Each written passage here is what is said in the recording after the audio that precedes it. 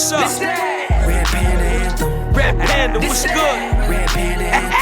Your boy. Guys. How are you? Man? You glowing. Am I? Yeah. Happy Monday, everyone. What's the deal, Jan?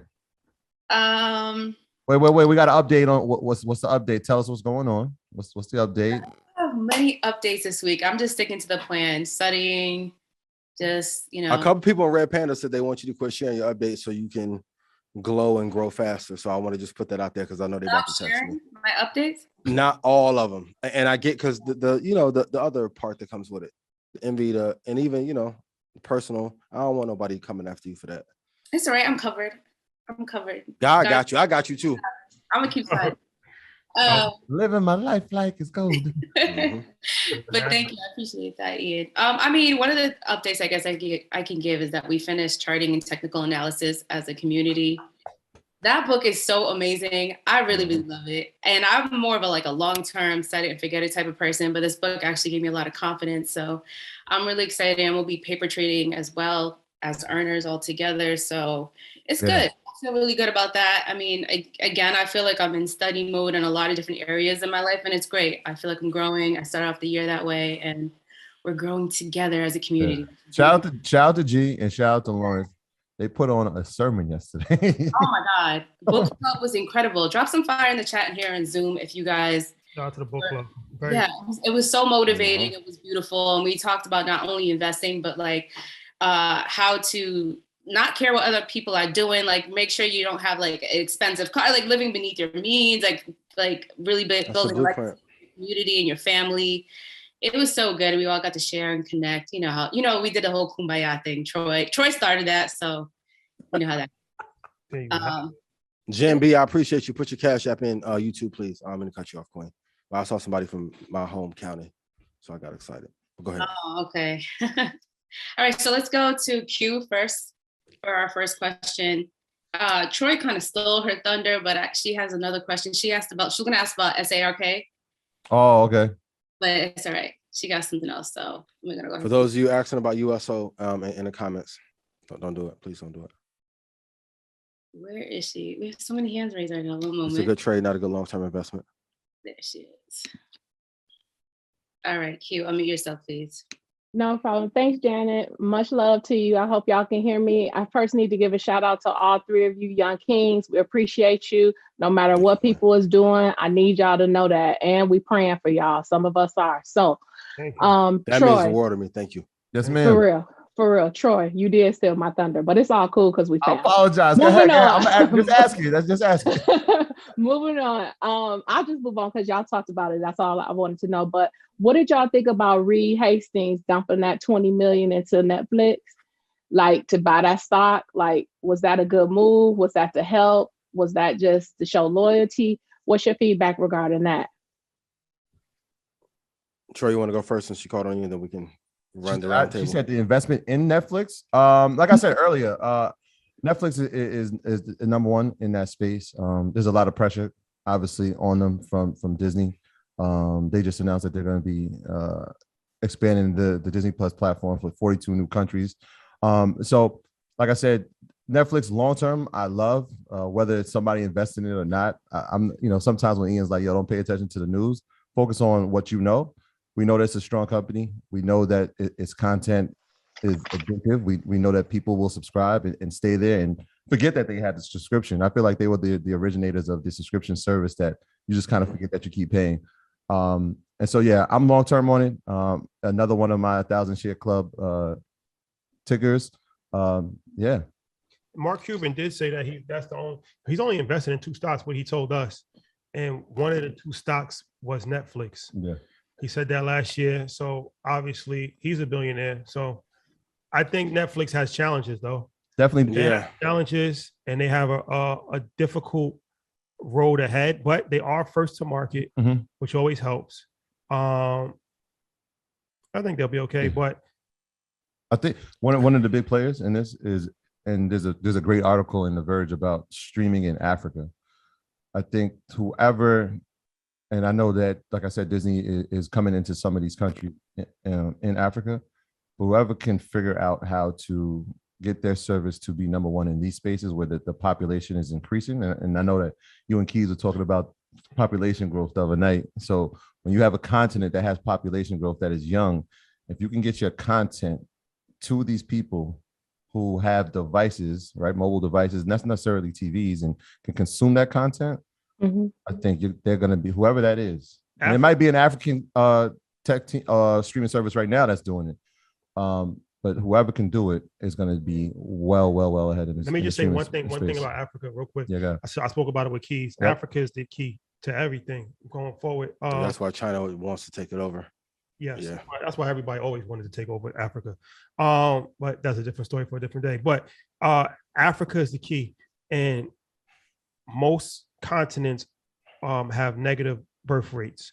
Like Europe has a negative birth rate. Asia has a negative birth rate, meaning that there's not enough babies being born relative to people that's dying. Their population is going down. Africa is the exact opposite. Africa's birth rate is crazy, skyrocketing. 80%, like 70%, 80% of the continent is under 25 years old. When we went to Nigeria, Nigeria is the most populated Black country in the world with 220 million Black people, and 80% of the population is under 21. And 90% of that population is under 18. So the opportunities in Africa is endless for a variety of different reasons, and the infrastructure is still not really in place. When we found out like the number one podcast in West Africa only had like 40,000 Instagram followers. That's in whole West Africa, not just in Nigeria. That let me know that podcasting is still in the beginning stages in Africa. So that's why like you see some people saying like they're the top podcaster. It's never really been our goal to be a top podcaster. Like we're building a media company, media empire. So that's why we went to Africa, and we're going back to Africa, and a lot of focus will be in Africa for us. So I say that to say Netflix, they should definitely focus on Africa, but every company should focus on Africa, because Africa is going to be tremendous to the world in the next 30, 50 years. So somebody's asking like, what are some of the struggles that they'll face? Well, Netflix, obviously we know for a while they didn't have to produce original content, right? Even though that they have it, they can rely on other people's content. And so you saw The Office, which was the number one show that was streamed on Netflix. Well, Peacock said that we want it back. The licensing deal was up. Same thing with anything that came from Fox, which is now Fox Searchlight, which is now owned under the Disney platform. And so they're losing content that all the Disney movies are now off the platform. So they're losing content, and they have to make original content. The problem is when you make original content, let's give example, Ozark, it came out last week. After you've consumed it and you've watched the entire series, now you have to wait. And well, that show is over, but you would have to wait traditionally another year and a half. While people are not watching your platform, they're going to be consuming something else. And so to continuously try to make original content over and over and over becomes, number one, expensive, right, to do, but it becomes tedious because you're always playing catch up, right? Whereas Disney, they can put on Mickey Mouse from 1997, kids are still going to watch it. They can put on The Jungle, but people are going to watch it. It doesn't matter. They've had a cooked-in audience the same way that YouTube does, right? The number one audience is going to be children. And so Disney has that because they have children. Children are always being made, right? What do parents do? They show them cartoon movies. They become fixated with characters, Mickey Mouse, Minnie Mouse, and then, hey, now I have to go to Disney World. So they have like a great platform and a great revenue source from those aspects. So those are some of the struggles that Netflix will face. How they will combat it, we'll see. I mean, it's the difference between shameless plug and asset and a liability. If you are leasing content, that's something that you do not own. The capital outlay I don't like, but please write this down. If you guys want a super gem, please write this down. No investor is going to put money into not that kind of money as a show of favoritism or loyalty to a company. What I want everyone to do is take the 10 biggest people that have laid out 20 to 100 million and put money in recently. Go mark off the time in which they invested. Go look at the average price and see what percentage drop that was from the all-time high. Reed Hastings, another person, commodities trader at one point. Tristan Walker from Bevel, one of the best crude futures traders there was before he went to the Valley. Yeah. So all of these people that run these companies, if I can tell you one, it's a numbers game. That's what like Matt, Kiana, get like people in real estate get it. Because if a house is worth 100,000, there's only a certain price that you can pay for it before you can be in profit. It's not emotions. It's like comps. Can I build equity into it, as my dad would say? Is there a buyer's market for it? Or is there a seller's market? It's very logic-based. The stock market, they get our emotions riled up because they need liquidity.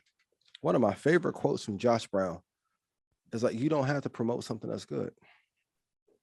Like, you don't have to make the case. Like, let's be real. Tesla without Elon, souped up Lexus, doesn't have the same cachet. Same with the Jordan. If Jordan had won all those titles, they wouldn't have the same impact.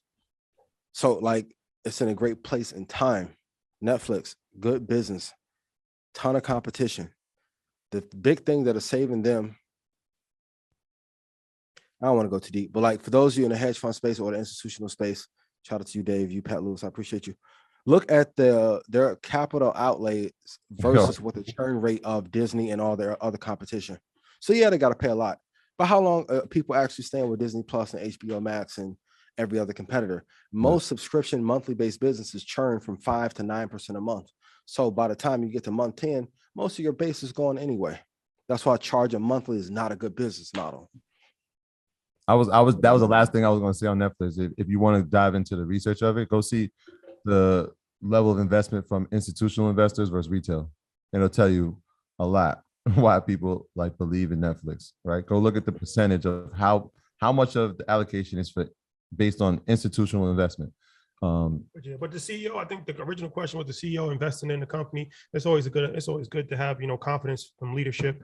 But yeah, I just think in general, I don't think Netflix is going to go anywhere, but it still has some challenges. But it's all a pricing game. Go look at what price he bought. What day did he buy?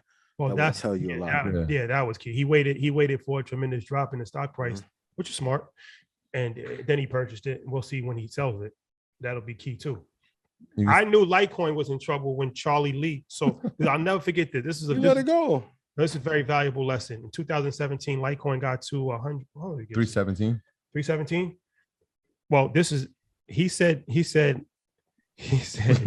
no, he said something. He said if Litecoin, if it ever gets 250, he said it should never get past 250, something like that. Don't quote me on that, but he said something to the effect that Litecoin price should never get past $250. In no world ever in life should it ever get to that point. And then it got to 300 and he sold $1 billion or something like that. He sold like $2 billion worth of Litecoin. And everybody proceeded to buy Litecoin, and then Litecoin proceeded to crash.